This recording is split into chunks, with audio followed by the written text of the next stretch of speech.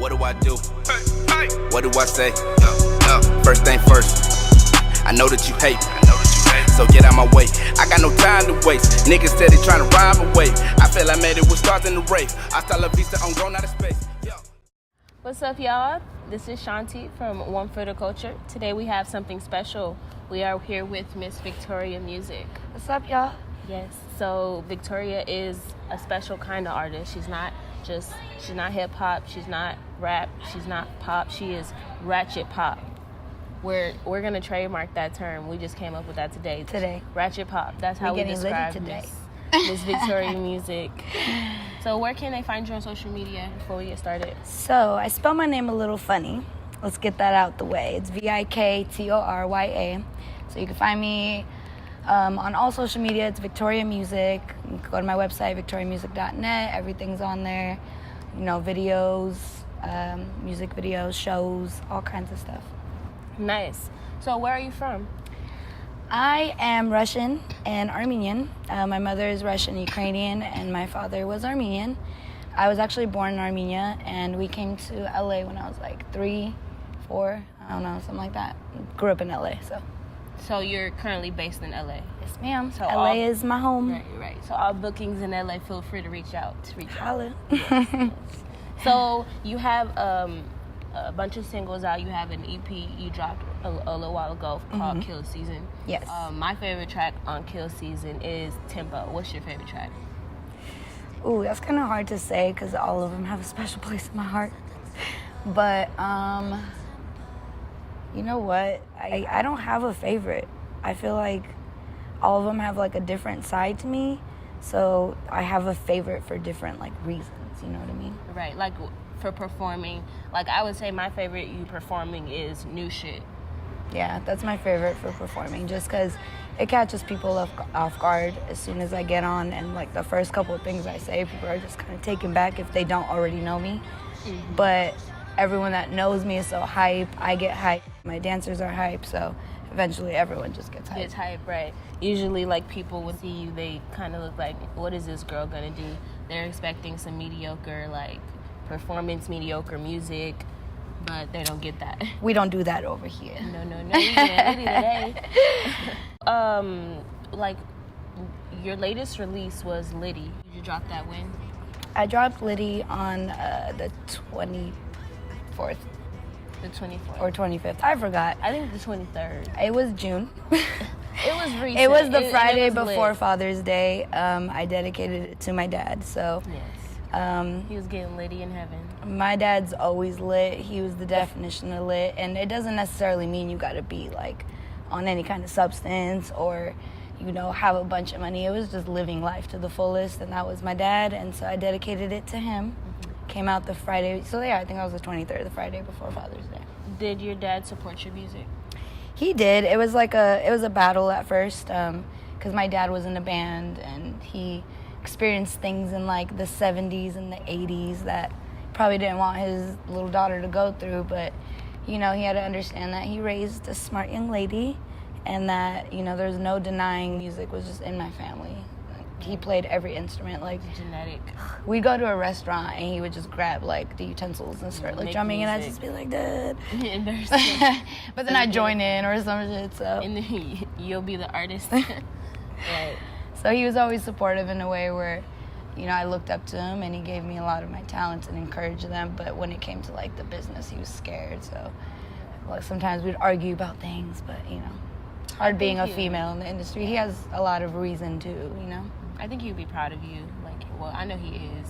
Thank you. If he was here, he would be just right with your mom because your mom's at the shows. Love your mom. Hey, Mom. Hey, Mom. Yes.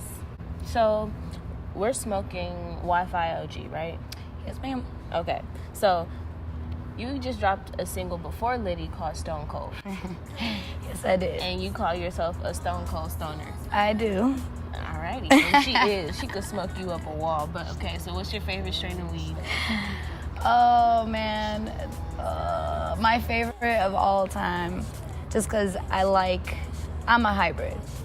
What you get is exactly what you see.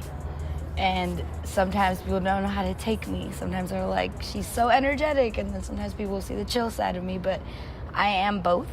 And Girl Scout cookies is that perfect I love Girl Scout combination. I feel like that is like made for me. It lets me be chill the way I want to, but I'm not like sleepy because that's not me either. I'm turned up. I'm litty all the time. Right. But I have a really soft like spot for Silver Haze because that's the first strain I ever smoked. So, like every time I smell it, every time I see it, it's like, oh. But my favorite's Girl Scout cookies. What is Wi-Fi OG's hitting? No. Yes, ma'am. It's hitting. Okay, so just to shift gears a little bit, Yes. like what kind of negative feedback do you get, like being a female that you show you're comfortable with your body, Right. are comfortable with who you are, and you express that maybe people don't agree with people who smoke marijuana or that twerk, Right. or like to drink Henny or like to get litty today, so Right. I feel like there's like a stigma in like in anything you do, to be honest. Like I feel like if I wasn't this version of me, the other version of me is still gonna have people just talking. Like everyone's gonna have an opinion at the end of the day. So I don't let it get to me. But of course I hear a lot of things like, for one, I'm very comfortable in my skin. I'm very comfortable in my sexuality. And can I curse? Yeah. Oh, okay, cool. So I'm with the shits, basically. So from the outside looking in, you see me at the clubs, you see my pictures, like some of them, whether I'm clothed like fully or like I'm not wearing that many clothes, regardless, people get a vibe off me that's very sexy, and I might come off as a hoe. I can't get offended because they don't know me. I'm not a hoe. But I also am not mad because, you put out what you do and what you like. And like I said, I'm comfortable with it. It just sucks because a lot of people, they're so worried about what people have to say about them. And I kind of want to be a little inspiration. Like when you get to know me, I'm not a hoe. And, you kind of overlook the negative comments that you first had because you end up liking me. There's a lot of girls out there that feel they can't, do certain things because they might get judged, and it's like, just be you. Just honestly, just be you. Like, right. I feel like the inner shines out regardless. And people that don't like the person that you are or things that you're doing aren't the people for you. Like, there are Right. people out there that do the same things you do or will love you because you do that. Like, you could be an opposite of someone and still get along with them and them not agree with everything you Exactly. do. Don't get me wrong, like I have a lot of talent and I don't want that to like be overlooked by anything that I do, but at the same time, like I'm me, I'm having fun. You only live once, so. Right. So in being female and you deal with not drama, but commentation from your fans, people that aren't your fans, and people you work with and you potentially look up to or you want to work with, like, do you ever, or how do you deal with sexual harassment as a female artist? It happens, and no matter how like big you are or if you're just starting, like it happens, and it's unfortunate because a lot of this industry is male driven, and a lot of people feel like they can use like their clout or their money, their connections to make you do things. And when you're really young and you're eager to get into it, sometimes you feel like you have to, but you don't, because like I said, like it's happened to me in the beginning of my career and it still happens, and I have a feeling it's going to still keep happening because it's something that it's a very like fine line. Like if you don't stand like for it, like people will try to like manipulate you and try to get what they want out of you, but you just have to stand your ground. You don't have to do any of that stuff. Definitely. Like, sis, you can get it without it. So, hard work pays off. Right. Enough of the depressing, weird shit. So we're going to get into a dream collab challenge. So I'm going to ask you, Ooh. You have to choose between two artists that I speak of, that I mentioned. Okay. Okay? So you have to choose first between Wiz Khalifa and Tyga. Dream collab. Wiz Khalifa. Okay. Stoners. What up, Wiz? All right. So next one, Moneybagg Yo and Black Youngster. Black Youngster.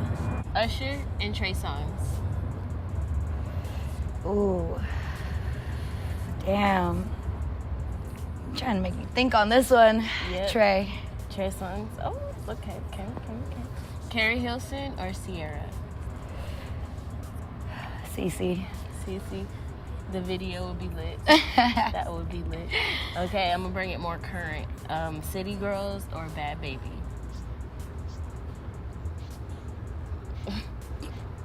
What? Dang, I don't know who City Girls are. I'm bad with names, and I need to hear a song. Sing a song. I guess Bad Baby's in. Because she's not going to tell me who City Girls are. Okay. I probably heard their music, I just don't know. Alrighty, well, thank you for watching. This is One for the Culture. Yes. I was here with Thank Miss you for Viktorya having me. Music. Alright, y'all. Cash in with the bankroll, escrow, crypto with